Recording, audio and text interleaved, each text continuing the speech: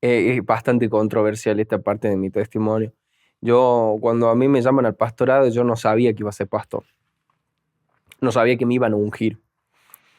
Y el ungimiento, para que entiendan los que no son cristianos, es el reconocimiento de la persona, de una autoridad que te reconoce a vos como pastor, y te da el título de pastor. Yo lo recibí con 18 años. Nunca vas a ver que a un joven de la edad mía le den un título así.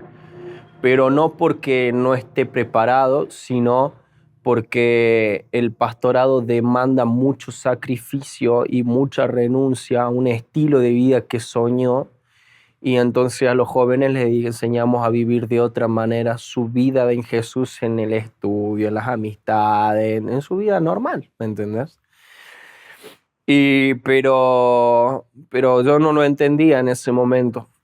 Cuando a mí me acuerdo, fue un miércoles, me llama y me dice, mira, te voy a ungir. Yo decía, bueno, me va a ungir como evangelista, o sea, alguien que va a salir a predicar el evangelio, un servidor de la casa. Ya en ese tiempo yo era músico, era el líder del grupo de alabanzas.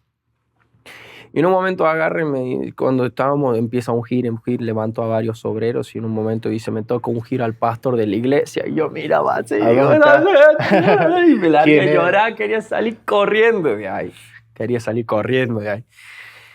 Pero ¿por qué? No porque no amara a Dios. Yo te digo, desde siempre sirvo a Dios. Siempre estuve en la iglesia, yo crecí en la iglesia.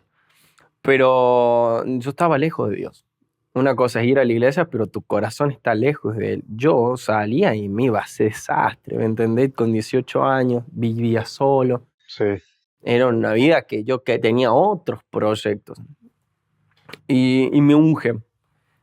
Y cuando voy a la pieza, me acuerdo de mi departamento, yo lo único que le dije a Dios fue esto: no me lloré, no me quejé, no hice nada. Lo único, porque que Dios me escogiera, sentía si Dios me escoge es por algo. Y le digo, vos sabés mis debilidades. Vos sabés que yo tengo esto que me pasó a mí, por esto soy así, me gusta esto. Le empecé a hablar de mi vida lejos de Dios, mis pecados, lo que me gustaba de mis pecados. Y escuché la voz del Espíritu. Fue la primera vez, por eso digo que Dios es muy real y se puede tener una relación con Él. Fue la primera vez que yo escuché la voz de Dios. O sea, mira, imagínate, mi relación con Dios era tan distante que en ese momento fue la primera vez que la escuché. Pero decís literal, audible. Literal, audible.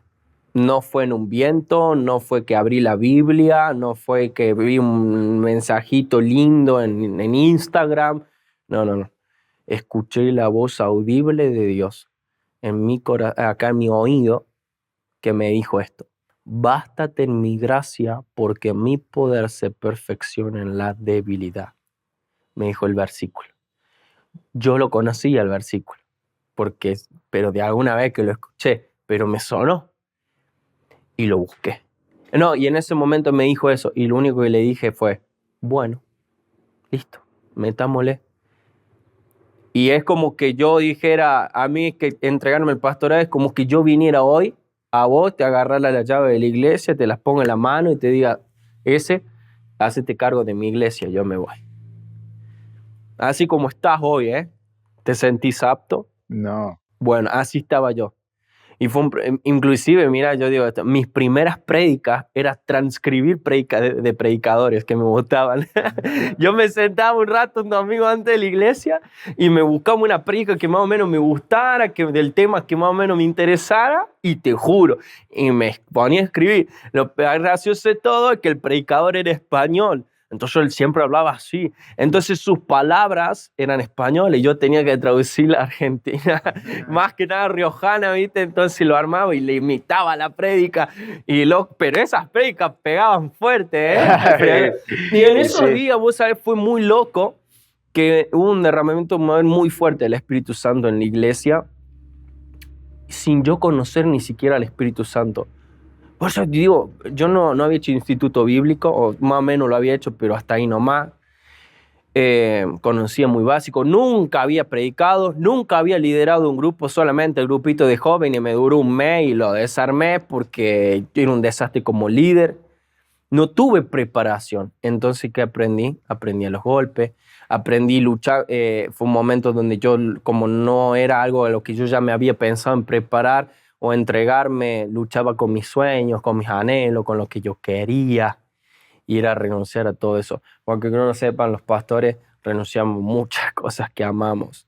He conocido pastores que han dejado su carrera, no han ido donde no van a rendir su tesis de medicina para servir a Dios, donde han dejado los deportes que aman, carreras profesionales por seguir a Jesús. Y no porque Dios les haya demandado, sino porque sintieron, pero yo en ese momento no lo sentía.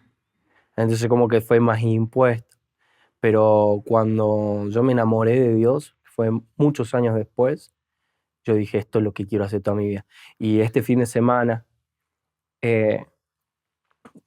pasamos un tiempo, nosotros tenemos en la iglesia que hacemos encuentros, le llamamos encuentros con Dios. He escuchado hablar.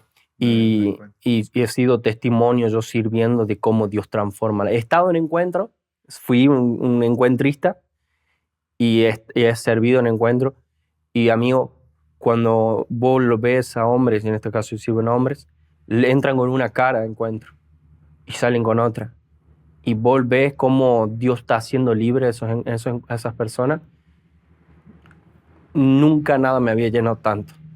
Y le dije a Dios llorando, esto es lo que quiero hacer toda mi vida.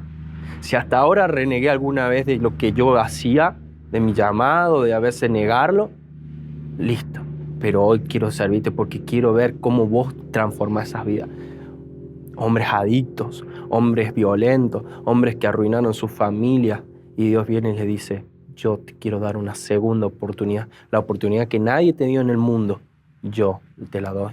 Y todos esos pecados que todos se acuerdan, dice, yo los tomo y los borro y los echo en el fondo del mar. Nunca más me acuerdo de ellos. Y ver a un hombre, a una persona que se le da una oportunidad de esas, dije yo, Señor, yo quiero servirte así toda la vida.